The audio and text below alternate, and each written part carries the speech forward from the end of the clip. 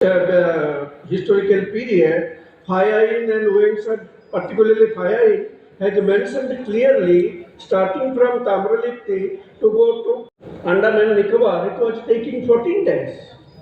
Another aspect, that the mariners of west coast of India had the contacts with Southeast Asia. You know that they were coming all along the ghats, crossing on the banks of Godavari and Krishna. That's what we are having number of Buddhist sites, starting from Nanaghat and Kanheri and Bhaja and Kandle. They were bringing to east coast of India. They were exchanging the cargo. And another aspect is that we are talking that why we do not have much information of early historical period evidences in Southeast Asia. It goes like that. Suppose I was working at Goa for 35 years. Initially, I started my establishment, so I was taking help of others. Slowly, when I settled down and everything was, then I looked for a house. So, since Tamil Nadu coast particularly, the people of Orissa were going all along the east coast to Southeast Asia, crossing the Tamil Nadu and Sri Lanka, some parts. So we are having some more early historical evidence in Southeast Asia which belong to Tamil Nadu. But in later period, if we will see any epigraphical evidence, okay, these are the ports of our northern Orissa, Halkatapatna. Some of our colleagues, when they talk about maritime trade, they talk that Kalkatapatna was an ancient port. Friends, Kalkatapatna is having only one cultural pilgrimage, that is the 12th, 13th century AD, and it is on the bank of Kusabhadra. And the port was neither mentioned in any literature, not mentioned any inscriptions. Okay. This fort was belonged to your our Cholo, this Narasimha Deva probably, because we are having the evidences which are connecting that Patharabua Nadi and all those things. Some of the rivers have those stones still. And if you will see the findings, which are going to Chinese coins as well as this pottery, here we have found one pottery is very unique, particularly for Orissa, it's called mercury jars, which was coming from Southeast Asia. And yesterday, what our my friend Kaushik showed that the Martavan jar, it was also started from Burma. Then slowly it was carrying cargoes because there they were putting the stoppers and how they were stacking in the emperors in the ship, those were stacked.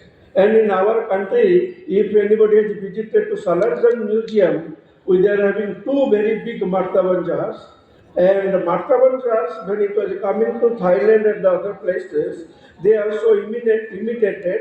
So instead of now calling to it a Martavan jar, they are calling it a stone bell because those are fired more than 1250 degrees of centigrade. And in coming back to the maritime activities of Orissa, you know that Chilika has played a major role. And on the bank of Chilika, we can see Manikapatna and other ports, Gaurangapatna, Palur and other things. But if we will read the findings of Manikapatna, which comes from early historical period to up to 17th and 18th century, the 17th, 18th century evidence is the stone anchor, which has come from Gujarat. We have analyzed it. Scientifically, we have analyzed it. So I suggest my friends, those who are involved in these maritime archaeological studies, besides your chronological study and other things, you should also give importance or stress to analyze the artifacts. Unless until if you have not analyzed that stone, then would not have come to the conclusion whether it was come from Arab or from Gujarat. This is the Gaurangapatna, and you can see that it on the very two sides, the Chilikat you can see, and Professor Basa and Deccan College people, they had excavated close to the temple area. Myself, my colleagues, and Anam Behra. I will tell you, nowadays, because we started this theory earlier, Professor K.C. Panigrahi, Professor K.S. Behera, and number of scholars has earlier worked. After that, when I started from NIO, my colleague Sunil Patnaik started from Bhubaneswar, and other colleagues they also work from it. So now I will see that Sunil Patnaik has been taking extensive survey. Similarly, Anam Behera of Uttar University and some of his students. Friends, whatever we are informing nowadays about the maritime trade, because of Sunil Patnaik and Anam Behra. Sunil Patnaik has shown this map, and this is the Kankiakuda. Probably it is one of the port site of Soiladwaja dynasty. Okay, you see the excavation site by Deccan College. And during our survey, we had found those terracotta beads. And this is the Raghunathapur temple. Going back to 1994 or something, when I had come for the exploration, I saw this. This is more than 2 meters of that. And if you will see at one corner of this lighthouse, you can see the Chilika as well as the Bay of Bengal. So it was being considered that it could have served as a lighthouse. And in later period, after these things, the mariners, those who were traveling to distant places during daytime, they go a little bit far away from the shoreline. So, for instance, Puri Jagannath Temple, they considered as the landmark as known as a white pagoda, and Konark Temple is a black pagoda. And if we will go down south in we are having on the Chilika Bandis in Andhra Pradesh, before Visakhapatnam, Bhavikonda and Totalkonda, though Puri and Konark of later period, sometimes the mariners take the landmark of the big trees, particularly coconut trees. Because I have experienced, me with my colleagues, when we were working in Mahabalipuram and Puntuar, we used to go to 7 to 10 kilometers away. And then we asked the people, local boatmen people, how can you will go now? Okay. He told, sir, give me 5 minutes, then he will walk. He will say, see, there is a coconut tree, that is our landmark.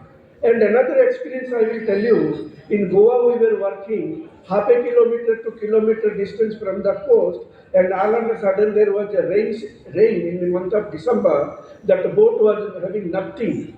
Okay, his idea was very close, so we will come back. Instead of coming to half a kilometer, we sailed up to 10 kilometers. Because of the rain, we were not able to see anything, and the boatman told us, leave to the God, we will reach somewhere. So, without any knowledge, either in the daytime or monsoon time, if unless until you know the landmarks or experienced people, you cannot sail. And this maritime trade is also hereditary from father to son.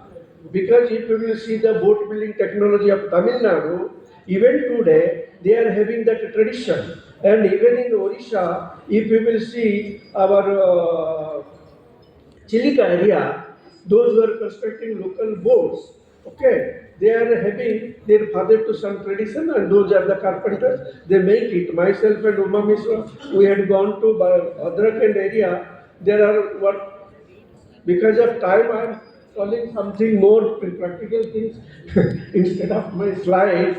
See, this is one pottery called NBP, Northern Black Polished Bear, 6th century BC, datable to Buddhist period. This is the first, the underlying, and this is the evidence when our India's contact with Southeast Asia. This pottery, it has been reported from 415 sites in India, and this pottery after Indian coast, you see the west coast is also there. After India, this is only found in Sri Lanka, that is Anuradhapura. So it shows that we do not have any evidences of maritime trade contact of India, particularly east coast or west coast, beyond Sri Lanka before 6th century BC or 3rd century BC. These are the pottery pieces. Coming back to another pottery called rural trade. This is first, 2nd century BC AD. This pottery not only found in Indian coast, less in the west coast, more on the east coast, and those are the ports and beds Wherever the pottery has been reported, those are the either court sites or Buddhist sites. Okay. If you will see this pottery in related where has been found both in the Red Sea coast, Oman, as well as the Southeast Asia.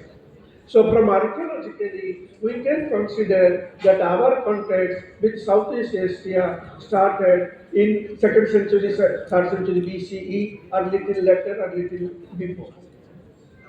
These are the pottery from different parts, and these are the two sides. Your Hamha and Bantan Pet, and this is the Sandira. See, these are related pottery, and people say that we can analyze. Friends, if you if you those are working on XRD analysis, because Ardika, the scholar from this Sambiran, he found related bed having graffiti marks and he analyzed it. And in Sambiran, they found one human teeth. They did some analysis, and in the early publications in the Journal of Antiquity, they told it could be a man from east coast of India, broadly from either southern Odisha or Andhra Pradesh.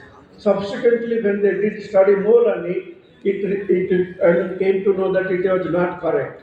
Similarly, he analyzed XRD, this pottery, and Gotke of Deccan College, Professor Gotke of Deccan College, they did some analysis of this related where all those things. They have come to the conclusion that Gotke has come to the conclusion that these are from the Chandraketugarh, and Samiran findings are from Andhra Pradesh. Friends, it is not that the pottery was making. Suppose we are buying a steel glass or any metal glass, anything. It is not only made or manufactured in Uttar Pradesh.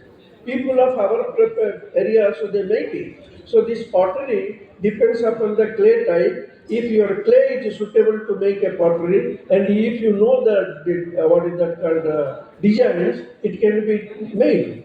So, but one interesting aspect is if you will take a related pottery and if you will make it, hold in your hand, if you know, you can easily identify whether it is related where or not.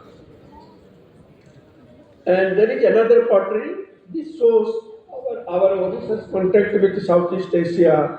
This knobbed pottery. This pottery, for the first time, found in Sispargarh by Professor B.B. Lal, subsequently by at Jaugarh in Gajam district, Jaugarh inscription by Madam Devla Mitra. Then this has been reported from many sides. When during our exploration in Kalinga Patra, when I came there, I found huge number of these noble pottery. Okay, then I thought I should explore these sites wherever it was reported. And in 2020 or 21 during exploration, I found this pottery not only at Sispalag and Jaugar, and it has been also reported from various sites, and more than 50 sites this pottery has been reported. This is of early historical period. Now recently, Uma Misra and this our Sunil Patnaik and Arnab Behra and his students, they found some more sites. So probably I call this pottery as a Kalingan bed because first time found in Sisparga, and the number of pottery sites what we found in Odisha is much more than other parts of India, and this has been commonly found in Odisha and associated with Buddhism. See, this is from Bahari by Kaushik, and these are from Tamil Nadu, Arikamedu, and this pottery has been from different places. You cannot see one pottery here. There is a people design. And another one, see this pottery has a knob in the center and circles. And this is the only pottery where you will find made of gold, silver, bronze, copper, stone, and clay. None of other potteries you will find made of different, material. And in our Hindu tradition, we use these wooden made things during our what is that called, Pratishta or marriage time or Yajna. So, when I was inquiring with the scholars, particularly the Brahmins, they were telling that this is there since in the Rig Veda reference. Now we have to study whether this, Buddhists have taken this, knowledge from Hindus, or this was contemporary prevailing all over this part of India. This is that Mercury jar. Those two are from Calcutta, Patna, and these are the Mercury jar pieces from different places. Generally, we ask the question, what are the items were exported and imported? Okay. These are the items were going from Odisha and other places, and we were getting these things, imported these things. You know that we called Malaysia as a Labang Bangladesh or something. What was happening? The mariners of east coast of India is going to in the month of October and November, and they were returning in the month of May and June. The mariners of Red Sea coast, particularly Roman mariners, they were coming to Arikamedu and Pattanam during summer monsoon, May and June. They were staying there, okay, at Arikamedu and Pattanam. What they were doing? They were maintaining their ships. Why they were maintaining their ships? The Roman ships were made of pine and oak. Indian ships were made of teak wood. Teak wood is one of the noble material for shipbuilding. Okay, and I can tell you there is one ship built in 1780 or 1800 something that is called Trincomalee. Still, that ship is there in Southampton Harbour. They have made it a museum. Okay, and some of our publications mentions why teak was so much familiar and why teak was so much demand. In Portuguese, during Portuguese rule in India, they made what is that called restrictions to Indian people. You cannot cut, you cannot sell, you cannot take teak without our permission. So from here we can understand the quality and the requirement and demand of Indian teak. And these are the type of ships. Okay, we have from Orissa this one. Okay, this Brahmeswar temple carrying elephants, but no doubt from Satavahana period, Pallavas, okay, and later period there are boat motive coins, and that is the Roman boat from our Alagankulam, and we were very much familiar with our these called Masulam boats, and these are the boats. Some are from Sri Lanka and some are from the Red Sea coast and Southeast Asia. And friends, see in our Orissa, there are 3 to 4 type of boats were prevailing. From Chilika to down south, they use that Masula boat or your catamaran. And from Chilika, they use that Danga inside Chilika. And after this, they use this Patia boat. Okay, this Patia boat has been reflected on this one is the top one is from Konar and the down one is from Puri Jagannath. And Patia boat was also they used in Bangladesh and West Bengal. But none of us know what is the origin of this boat, how the technology has come. Everyone is talking and this Patia boat, and there are 2 types of boats. One is reverse clinker, another is clinker type. And these are the Patia boats under construction in Baleswar coast. And these are the traditional boats of Orissa, which were used both for navigation and maritime trade and inland waters and Chilika Lake. And now the question comes to the road. One thing is that, see, there were three routes, but the first one was coming from Tamil Nadu to Tamil Nadu, then to Southeast Asia. Because why that was prevalent in the south, there is a map. One 9th century shipwreck has been explored in Belitung, okay, in Java waters. When they studied, they come to the conclusion that they were coming from Southeast Asia, particularly Indonesia, to up to Tamil Nadu, and from there they were going to Sri Lanka and Persian Gulf countries. And so that has been confirmed now. They will following this distance route. And this is the monsoon. And who were the mariners? No doubt Buddhist and Hindu people were the mariners. We are having lot of evidences. Here you see, this is the Professor case where during his studies he has made the findings. This is from Ratnagiri and this is from Borobudur. This is from, Malaysia. You see, we are having lot of evidences. As I told you, that once the people are settled, they start their, spreading the culture, they spreading their food habits and everything. This is from Thailand, and this is from Vietnam. Now the another aspect is the morning we were discussing what are the causes of declining of the ports. As a student of history and archaeology, we think that your taxation, bribe, warfare, enmity and everything, but we are forgetting the formation of sandbar, siltation, erosion. We have published a paper in Current Science 2011. There you will see that there were a number of cyclones during those days it had affected the Orissa coast.